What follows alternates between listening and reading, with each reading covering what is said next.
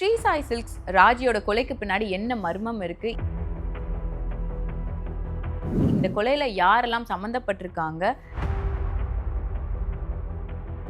ராஜியோட குழந்தைகளுக்கு இதுக்கப்புறம் அவங்களோட நிலை என்ன? இன்ஸ்டாகிராம் அண்ட் யூடியூப்ல ரொம்ப ஃபேமஸா இருக்கிற ஸ்ரீ சாய் சில்க்ஸோட ஓனர் ராஜி என்கின்ற நாகலட்சுமி 27ஆம் தேதி ஏப்ரல் தன்னோட வீட்டில் தன்னோட கணவரால கொல்லப்பட்டிருக்காங்க.